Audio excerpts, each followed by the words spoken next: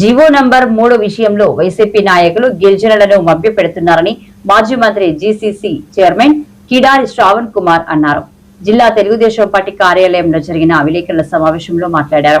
2020లో జగన్ ప్రభుత్వ వైఫల్యం కారణంగా జీవో నంబర్ 3 రద్దు అయింది. జీవో నంబర్ 3 కోసం మాట్లాడే నైతిక హక్కు వైసీపీ నాయకులకు లేదని పేర్కొన్నారు. రాజీనామా చేసి రోడ్డు మీదకి వచ్చి ఈ రోజు ఉద్యమంలో పాల్గొనండి. ఎవరిని మోసం చేయడానికి ఈ రోజు అంతా కూడా ఎక్కడైతే గిరిజన ప్రజలను మోసం చేసేటువంటి కార్యక్రమం చేస్తున్నారో దానన్నింటి కూడా తిప్పుకొట్టేటువంటి కార్యక్రమం చేస్తున్నాం. రెండోది ఏంటంటే గిరిజన ప్రజలందరికీ కూడా నేను ఒకటే పిలుపునిస్తున్నాను. ఎవరైతే ఎమ్మెల్యేలు ఉన్నారో గతంలో వీళ్ళ వల్ల కాదా ఈ రోజు మన రోడ్డు మీద ఉన్నది. ఈ రోజు ఆ రోజు ఉన్నటువంటి జీవన్ నిజంగానే కాపాడుకునే ప్రయత్నం చేస్తే ఈ రోజు రోడ్డు మీద ఉండేటువంటి పరిస్థితి మనకు వస్తుందా అని చెప్పి గిరిజన ప్రజలను కూడా అడుగుతున్నాను. నిరుద్యోగ యువకులు ఉన్నారు, నా అక్క చెల్లెలు ఉన్నారు, వాళ్ళందరూ కూడా ఒకటే అడుగుతున్నాను. ఆ రోజు గిల్లి ఈ రోజు బుజ్జకొట్టేటువంటి కార్యక్రమం చేస్తారా? రండి, ఈ రోజు ముందుకు రండి, మీరు ప్రజాస్వామ్యంలోకి రండి. ఇప్పుడు ఏదైతే ఉద్యమాలు చేసిన ఉద్యమంలోకి రండి. పూర్తి స్థాయిగా మీ పదవులు రాజీనామాలు చేసి రండి. 2 ఎమ్మెల్యేలు ఉన్నారు, ఎంపీలు ఉన్నారు. అరకుపాటి నుంచి ఉద్యమాలకు వచ్చేటప్పుడు నిజంగా సిద్ధశుద్ధి ఉంటే, నిజాయితీ ఉంటే మీ పదవులకు రాజీనామా చేసి రండి. ఈ ఛాలెంజ్ చూస్తున్నాం. ఎలాగ మీరు అసెంబ్లీకి వెళ్ళట్లేదు, ఎలాగ ప్రజల తరఫున మీరు మాట్లాడట్లేదు, కనీసం మీ చిత్తశుద్ధిని నిరూపించుకోవడానికి రాజీనామాలు చేసి వాళ్ళు రండి, ప్రజల్లోకి వచ్చేటువంటి కార్యక్రమం చేయండి.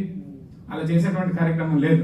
నిన్న ఇప్పుడు డిప్యూటీ సీఎం గారు, గతంలో ఉన్నటువంటి మాజీ డిప్యూటీ సీఎం గారు, మాజీ ట్రైబల్ వెల్ఫేర్ మినిస్టర్ గారు, వేరే పేపర్లో వస్తే పర్వాలేదు, సాక్షి పేపర్లోనే వాళ్ళ సొంత పేపర్లోనే వచ్చింది. మాట్లాడితే ఏమంటారంటే ఇది మా డిమాండ్ కాదు, మీరు ఇచ్చిన హామీనే అంటారు. అవును, కరెక్టే, ఆయన చెప్పింది కరెక్టే. మీ డిమాండ్ ఎప్పుడు ప్రజల కోసం కాదు.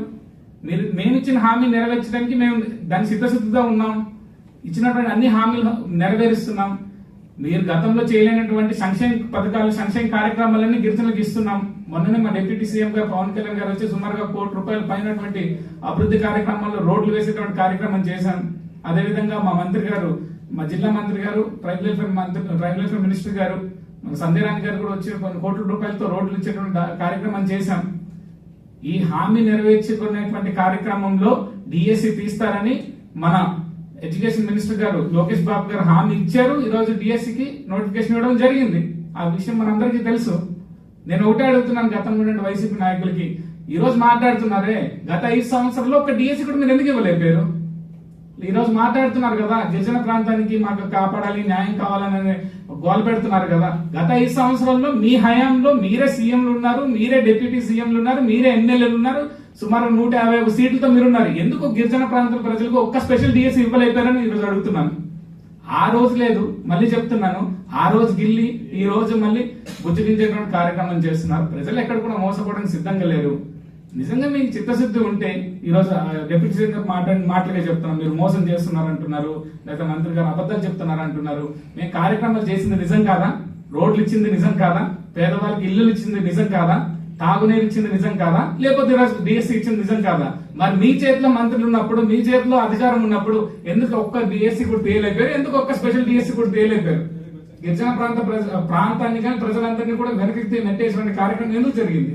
గత 5 సంవత్సరాల్లో వాళ్ళు చేయలేనటువంటి కార్యక్రమాల వల్ల గిరిజన ప్రాంతం, మన రాష్ట్రం పూర్తిగా 30-40 సంవత్సరాలు వెనక్కి వెళ్ళిపోయిందని చెప్పి కూడా ఈ సందర్భంగా తెలియజేస్తున్నాం. మనం చూసాం, కళ్ళెదురుగానే కనిపిస్తుంది. నిన్ననే మోడీ గారు వచ్చారు.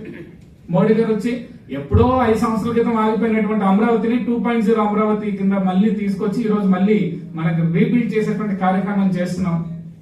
ఇది ఒక నిదర్శనం చాలదా?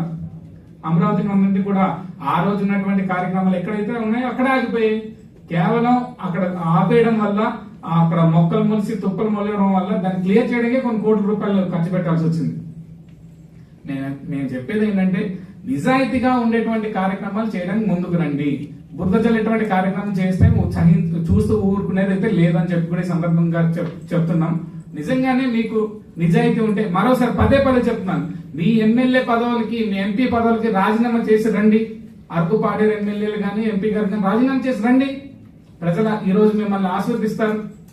ఈ రోజు ఏదైతే కార్యక్రమం చేస్తున్నామో, కార్యక్రమం చేసేటువంటి కార్యక్రమంలో ఏ విధంగా అయినా సరే ప్రజలందరికీ ఆదుకునేటువంటి కార్యక్రమం చేస్తున్నాం.